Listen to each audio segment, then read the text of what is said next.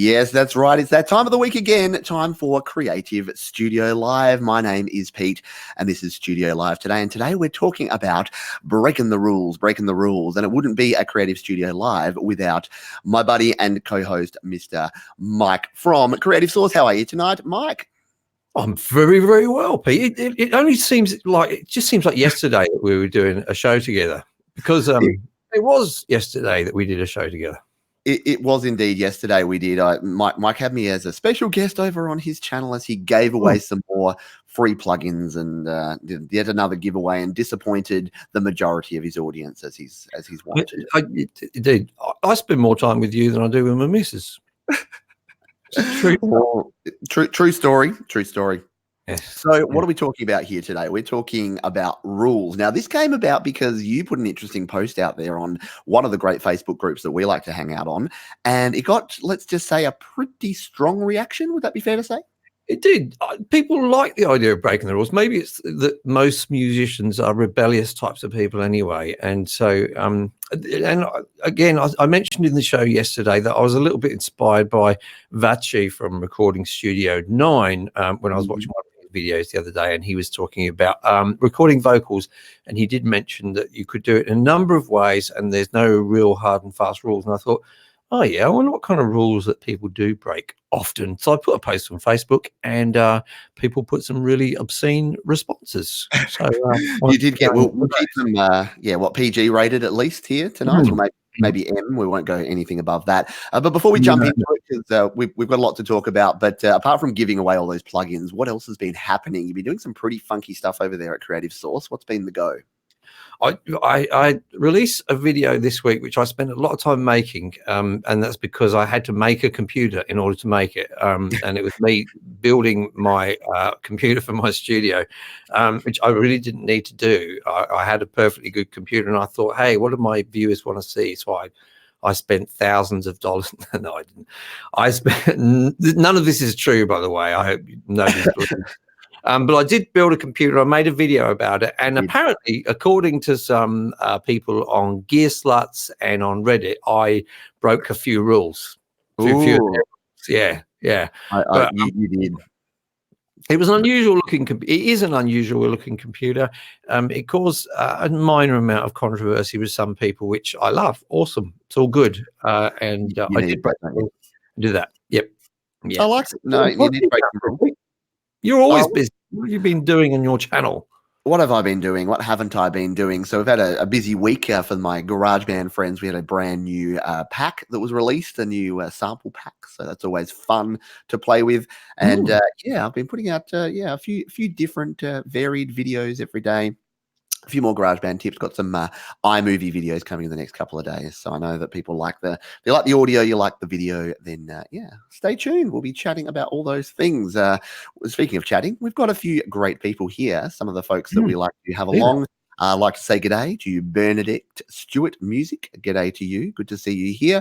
We've got Northern Lyrics is here with us live.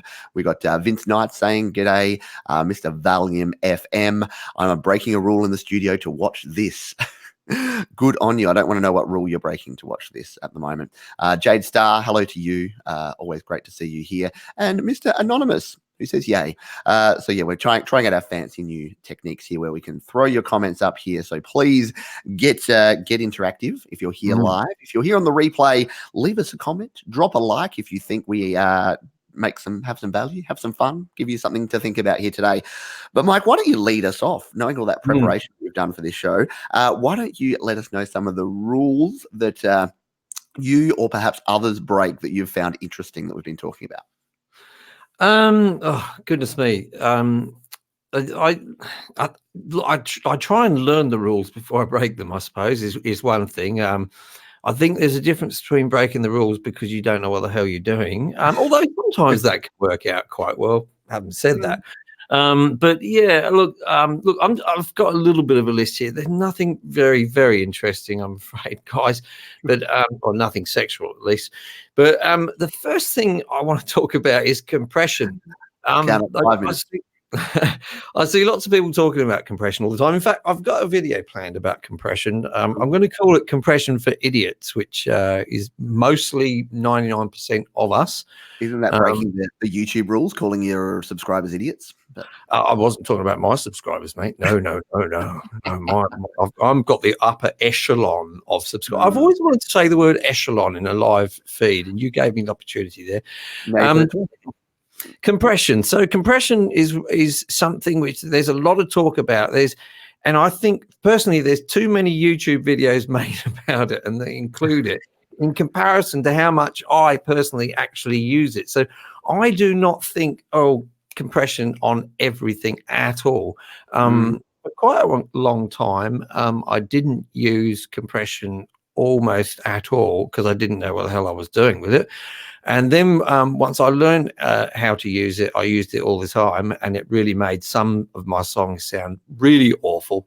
And now I must say I do use it probably at least once or twice in everything I do, but it's not something I feel I have to use. So I certainly use it on vocals a lot because there's a lot of dynamics in vocals, and they are something that you generally want to keep at the front of the mix. And I do use them, I suppose, in the obvious kick and snare. I definitely use them if it's a fairly pumping song. Apart from that, I don't always use it at all. Sometimes I use it on acoustic guitar because, again, that's very, very dynamic, especially if there's little clicks and taps. But if you find yourself not using much compression, I would say that's absolutely fine, depending on the genre of music, probably. But you don't you have to use it. No, and I think it is weird because it was a rule that I didn't know, and to your point as well, I think a lot of people fall into this category, and in the home recording world, mobile recording world, where you first start out, there's a freedom in not knowing what the rules are, not knowing what you're supposed to do. And I found that when I first got back into home recording, I used to use an old Tascam 4-track, like that was my entry into recording. So that didn't have compression. That had like a three dial EQ, and that was it. But compression, didn't know about that. If I wanted reverb, I had to get a bit of outboard gear and actually plug it through one of the inserts and the line things. I was doing Vachi at Recording Studio 90's got lots of outboard gear. I've got none. So everything's in the box now. But when I was first learning this stuff, I didn't know that you had to compress things. And again, the sounds I got were okay, because you know what compression is? It's a volume knob. Like, yes, it's a very controlled volume knob, but really it's to turn up the volume of, well, it's to turn down the volume if you want to get technical, but it's to make sure that your volume people, aren't you? I know, see, right? That's why I'm going to call it compression for idiots, because most people, no. Yes, I know.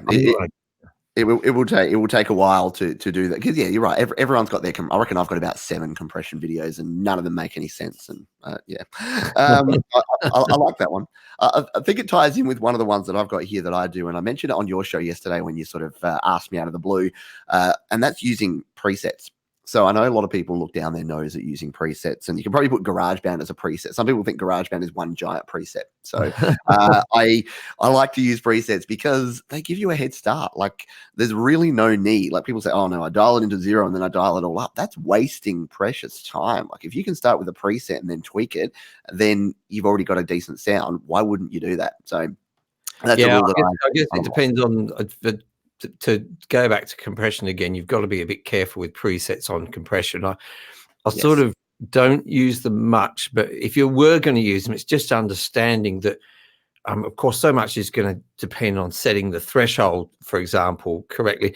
It might get you in the ballpark in terms of, for a vocal, say, or something like that, in terms of ratio and attacks and perhaps even release, but you're still going to have to get that threshold right, at least for the particular recording you've got.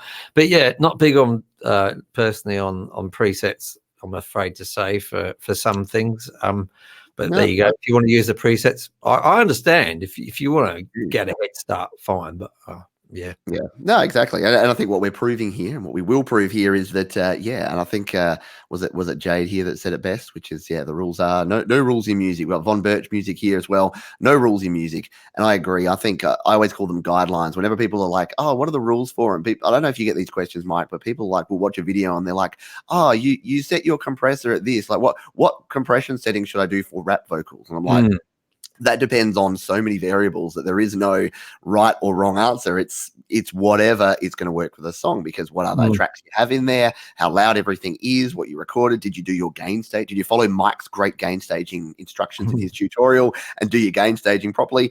So all of those things factor into how much compression and what threshold you'll actually need. But we're getting a bit geeky and nerdy and talking too much about compression here and probably boring people. But yeah, that's I like that. What else have you got there in your kit bag of broken? You know, it's an interesting thing, isn't it? Because a lot of great music has come out of people breaking rules. You know, some obvious ones, I suppose, would be things like song length. You know, this has been brought home to us all in the last year or so. If you've tried along and seen the Bohemian Rhapsody, and Bohemian Rhapsody is the very obvious example of a very long song which sort of broke the rules in terms of how long a song should be, and even the kind of arrangement it had probably broke quite a few rules.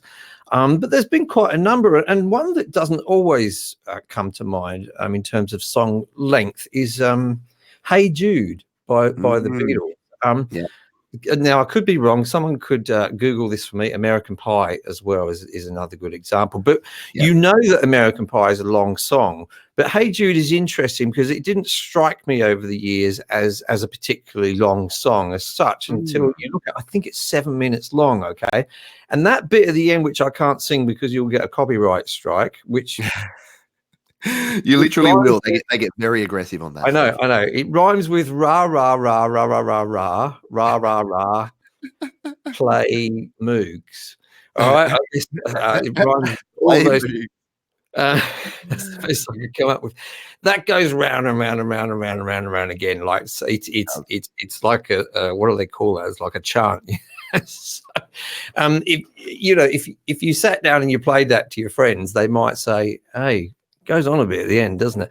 But for some reason, it doesn't quite feel like that when you listen to it. I mean, for some reason, it just feels okay.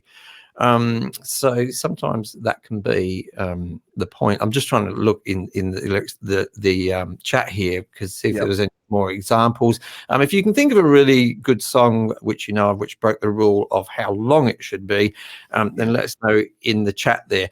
But so.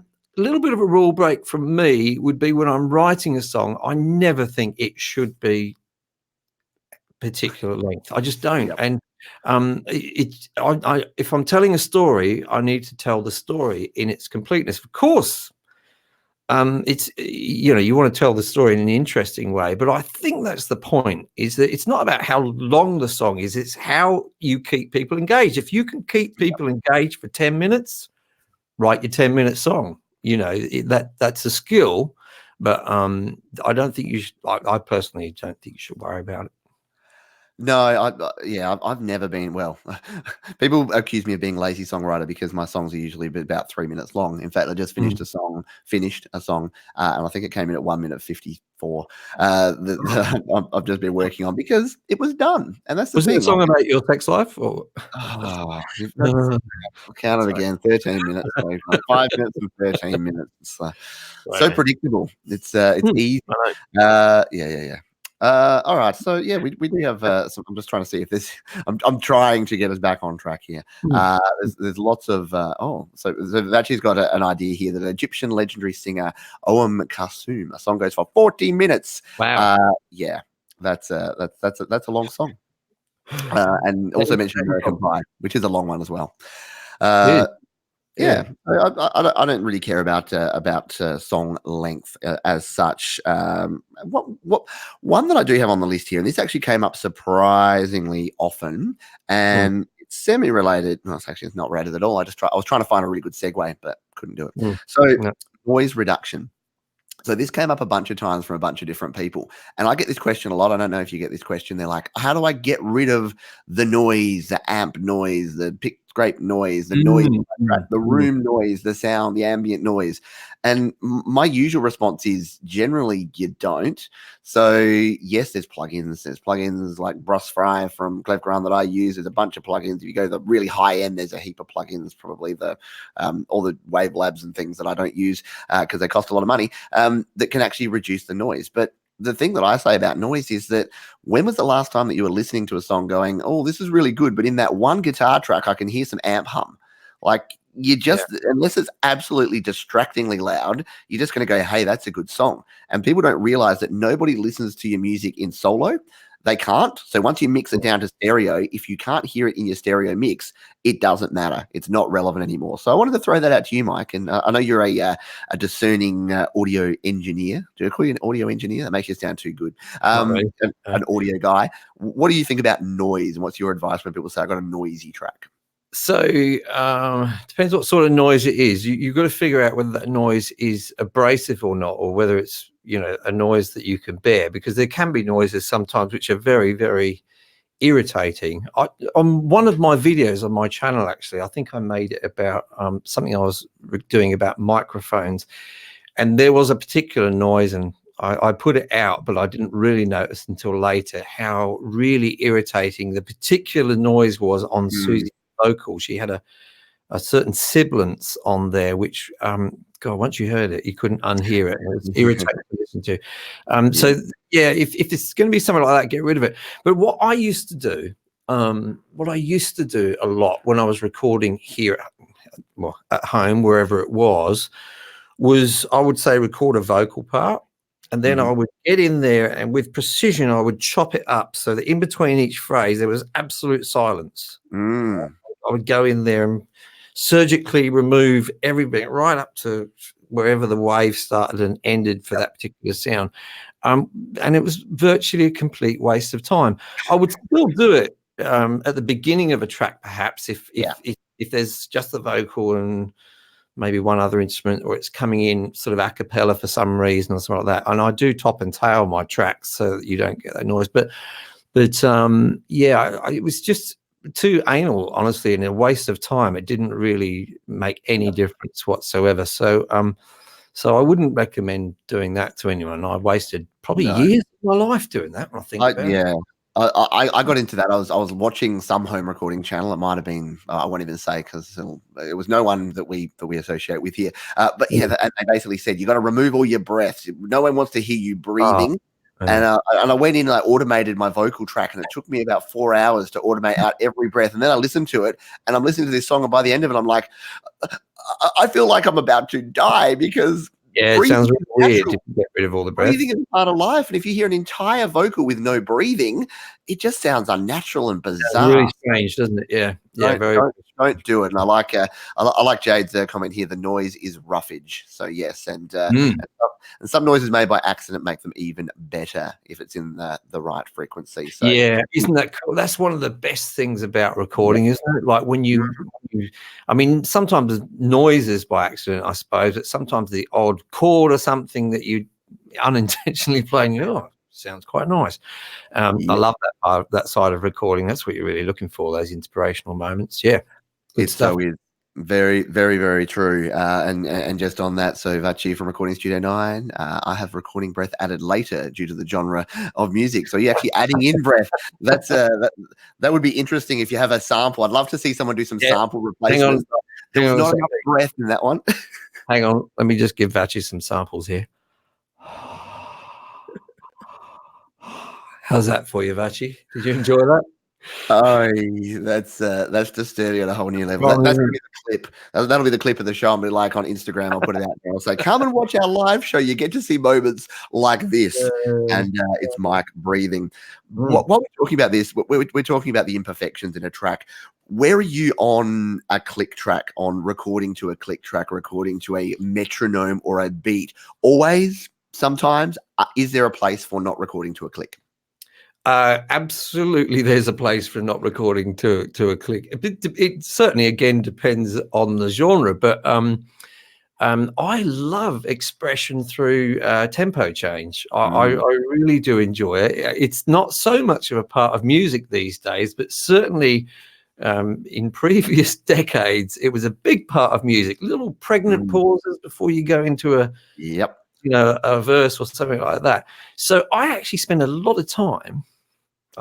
Giving away a little secret here, but I sometimes with some songs play them through first without a click track, and I'll just record, say, the guitar or something. I'll do that. And then I actually go through, and this is a little bit surgical, and I match the grid to whatever I played. So Okay. later, when I'm using MIDI instruments, for example, and I'm Yep. copying and pasting and all that, I can quantize to that grid. And that will, when you look at the graph, it will go up and down. Now, that's not an excuse for poor timekeeping. So that's a True. different thing, you know, when some people have a habit of poor timekeeping. This is expression through tempo. And so for me, a lot of my personal music is sort of acoustic based, I suppose. Mm. And yeah, so I definitely like to not use a click. But yeah, if I've got anything that's dancey or up Yeah. tempo, then I'll tend to use a click a lot more. I think it definitely has its place, and I think that learning to play to a click is something that you should probably aspire to do. I know it took Yeah, me a really long time, and I've often said, again, there's no rules around this stuff, and we're talking about sort of guidelines and things, but what screams out amateur is if you do have a click, but then someone's off the beat, and you can actually hear that they're trying to play to the click and they're not. So just practicing to a beat or a click, and you don't have to. What I do these days is not actually have the click track, but quickly put some virtual drums, which is a good segue. See, this is a good segue yeah. this time. Quickly put some virtual drums in there with just the basic beat and play to that, because Oh, you're not going to absolutely. Yeah. rock out to the Yeah, I moment. rarely use the actual click on the DAW. That's especially through headphones. It's mind numbing, and I personally think it ruins your playing. Mm, I really think, because it makes you become more mechanical with it. I don't like that. No, I'm with you. I make a basic drum track, yep. and also sometimes the actual click can get kind of lost in the Mm, headphones when you're yep. playing. Whereas the sort of bass drum and snare will cut through. Yeah, definitely. I like Good. it. Well, we'll talk. I'll ask your opinion on virtual drums in a minute, but I like this one. We're talking about song length. So I was a child of the 70s and long rock songs. Well, I was of the 80s, but close enough as well. Mm. And as a performing musician, a producer, unfortunately, the attention span of the public reduced to 30 seconds. And I sometimes use jingle format in performing. So that's interesting. Now, I know you do a bit of busking on the side, Mike. I do. What's the attention span like of people? If you're playing a song, do you ever switch it up? Do you ever get 2 minutes into a song and go, "This is just driving people away. Let's change it up"? No, not really. No, No, you no. just go, "This is my I, piece of work," and you deal not with it? not really, because I mean, this is my thing, but I've been doing it for decades. What people I think what people connect with is you being enthusiastic about what you're doing. So I Yep. actually, weird thing is, when I go out, I don't so much play to the public. I play what I enjoy playing, and Nice. people seem to respond to that. They detect your enthusiasm. Everyone's different, but that's my approach. So if even if a song's very popular and Mm. goes down well with people, if I'm over it, if Yep. I've played it too many thousands of times, sometimes I have stopped 3/4 of the way through and go, oh, I just don't want to sing this song anymore. I've had it. You know, Yeah, so I agree with that, and I think it comes down to your own home recording as well, and your own original work. It's the same sort of thing. Like, you've got to create what you're actually passionate about. I think we all know what is popular. Like, you and I could probably sit down and write the next Old Town Road beat, like mm. freaking, who's that guy? Miley Cyrus' dad. But yeah, if you're not passionate about that, if you don't want to make beats and rap over the top of them, but despite the fact that two middle-aged white guys probably are not exactly going to be appealing in that space. But yeah, you got to do what you love and play what you love. So I was just touched on that briefly. Virtual drums, yes or no? Do you use them? Do you think that they are? I think you mentioned to me the other day that was it that one of the big YouTubers said, "Oh, it's great to use some virtual drums for your demo, but of course you'd replace them with real drums. No one would ever use virtual drums in a finished track." What's your thoughts? Yeah, I'd like to do a litlittle snap poll on that in the Mm, comments. Actually, just let us know in the comments whether you use real drums or virtual drums. Because I know some people in the comments do use real drums. I guess if I had a drum kit here and I knew a drummer who was willing to come to my house whenever I needed drums, well, that's a bit unfair. I guess you could put virtual drums in and then on a final product, but I'm going to take a guess that 90% of us don't have access to drums or a place to record them, etc., etc. And I think I saw a stat somewhere saying that, you know, something like 70% of songs in the charts now have virtual synthesized drums on them. Yeah. It's cool if people feel they must use them and they want that sound. I've got a few other reasons I wouldn't use it, because it's not everything that's real beats not everything analog and everything that's real beats everything electronic just because it's real. Okay, if you've got a crappy drum kit which isn't tuned properly in a terrible room using just fairly average microphones like me and you use, and you don't know how to record drums, you're better off to stick to some virtual drums, in my opinion. Right, because there's a whole new world of learning to do in recording drums, to be honest with you. But look, can I just sidetrack a little bit, because there was one thing that caught in the comments there. I'm going to scroll back to this. Vachi put one up which I thought was really interesting. recordingstudio9.com. He's put a rule I break is recording vocals with playback from my speakers. This helps some vocalists who are not used to recording using headphones. That's a very interesting one. I've never tried that, and I wouldn't have thought of trying it. But I will say that he's correct. I've had lots of problems sometimes with people who have not been in a studio before. Even some people that have been in the studio a lot just cannot bear to have the headphones on while they're recording. Some people find it very, very difficult indeed. I wouldn't have tried putting it through the speakers, but hey, I did give it a go. I like it, and I think it relates to something else, and then we'll come and we're nearly towards the end here. I know it's been flying by. We'll come and we'll see some of the responses to our drum question here. But it reminds me of another thing which I've got on my list here, which is bleed. So having bleed into your microphone from your headphones or your playback, people just stress and get super weirded out about bleed. And whenever people play that to me and they're like, "Oh, this track is perfect, except there's some bleed from the guitar coming into my vocal," I'm like, "So?" And like, what does it actually affect? You're playing the same freaking song. Like, it's not bleed from a completely separate song. It's usually going to be completely covered up and sound fine in your final mix. So the funny thing about very, very excited. Funny thing that occurs to me about that is one of the features on I use Studio One as my main DAW, and they have an awesome thing called a console shaper which you put on the mix bus, right? And it's supposed to, give the overall mix the feel of an old console. And one of the things it does is actually create smooth between the tracks, right? So, and it puzzled me for a while because I thought I'd done something wrong, because sometimes when I was soloing tracks, I could hear a little bit of the other tracks. And, that's sometimes what would have happened on tape as well in the old days. People do get a little bit anal about some of these things. They get a bit excited. Tell you one that I saw in the Facebook group. I've got to get this one in before we finish. Do it. It was one of my favorite ones. It was about a guy who was saying he has a old tube mic which he drives pretty hard, even into distortion, and he likes that.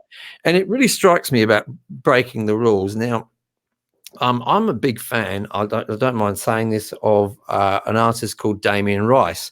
Now, when he brought his first album out, which was, I think, probably almost 15 years or so now, which really influenced loads and loads of people. I mean, Ed Sheeran's got a Damien Rice tattoo on his arm. It's one of those albums, not the most famous album ever. It's called O, but it influenced loads and loads of people. And the interesting thing about that is he recorded it on an 8-track recorder, which he took to different locations. He didn't have any experience in recording. But when I first heard it on a couple of the tracks, I thought, geez, the vocal is distorted. Like evidently there's distortion on the vocals. And I thought, wow. And I remember in those days reading reviews of it, and some people, I think in Gear Sluts even back then, were saying, this is a terrible recording because his vocals are distorted. And it wasn't until I saw him live, I saw him 2 or 3 times live, that I realized that was completely on purpose. In fact, he has 2 microphones when he's on stage, a regular one which he sings into, and another one which when he sings into it is very distorted. Yeah. Intentional. Now, I still listen to that album now, and I love that distortion on those vocals now. So sometimes you're going to break rules, and at first people might go, oh, you shouldn't be doing that. But you know what? You can get used to things, new ideas. Yeah, I like that, and let's not be held captive by the rules. Let's I understand them to a certain degree, but don't spend your life. I think there's forums and groups full of people that are spending their time talking about what other people should do with their music instead of making their own music. Would that be a fair comment? Whoa. No one in this channel that watches this video, so no one has to worry out. Let's come back because I wanted to talk about this drum. Here's one that I know that you'll like. I know you like good drummer joke here. So the difference between a real drummer and a drum machine is that you only have to punch in the idea into a drum machine once. That's from our friend Valium FM there. Tom says, I use whatever I have, whatever works the best. No rules. Like that. Thomas here, only virtual, don't have the space, money, and talent to play drums. You and me both, buddy. Always use them, says Vince. I don't know which one that is that he always uses, but he always uses one or the other. Like it. We've got here Von Bursch says a real drummer is the best. And yeah, look, if you to your point, if I had a drummer sitting in the back here that would want to come around and record, and I had an interface and I had like 8 really nice drum mics to get a good enough sound, I would actually do that. Jade says depends on how good you are on the virtual drums. I think that's true too. Some people can make virtual drums sound amazing. Some people make them sound like a very generic preset. So agree with that one. It's very easy to do a bad job on virtual drums for sure. It is. If you don't same with the presets. Like my point's the same there. If you don't customize them, then yes, it is going to be it is going to sound pretty generic. Recording Studio 9, mostly virtual, but do have live acoustic for some songs. And back to Valium, both real and virtual. So thank you. I probably missed a bunch of folks there who probably gave their opinions. What say you, Mike? Do you have any closing statements around breaking rules here? Here's a little thing which I didn't mention regarding the drums, but one thing I do is this. I'm just going to have to go off the camera for a second. Oh dear. This never ends well. Here we are. Look, it's called a cajon, right? And I can't really play it in this position, really, can I? But I'm not really doing a good job. It's not a great position. But what I actually do with this, because I actually I'll put a mic at the back, not in the hole, but close to the hole. That gets the bass sound. And I'll put sometimes a stereo mic. Let me get on camera here up towards the top end here, or just maybe a single mic sometimes, which records, which is basically a bass and a snare sound. And what I do is I use those to trigger virtual drums. And there's a little bizarre thing I do on some of my songs. So I layer it so you can hear both the cajon and the virtual drums, but I've got a plug-in, can't remember what it's called, but basically I use it to trigger virtual drums. And it's a really fun thing to do. And you can get some really good results from that. So, yeah. I like it. I like it a lot. I do have a cajon. I got one for my 40th birthday, and I haven't ever learned how to play it properly. So that's something I do need to do. I had a bunch of other things, and I know some other folks here on the channel have left their comments. But if you have more to say, and if you want to say more and you're watching on the replay, then by all means leave a comment. If you enjoyed our shenanigans here and got some value out of this, then hit the like button. Subscribe to my channel if you're not already, and of course, everyone should be subscribing to Mike over at Creative Source, because we'll be over on your channel next week, I believe. We haven't even discussed it, but we'll be there. If anyone's got any suggestions for a topic for the show, then please, we keep saying this, please let us know about a topic you would like, a topic even you would like us to discuss, because we've only got so many ideas between us, haven't we, Pete? That's true. We're both very aging, graying men, so we're not very diverse. We need to have some ideas from other folks. So that is going to do us for another week here on Creative Studio Live. Thanks everyone for being here, and we will see you next week. Bye. Bye.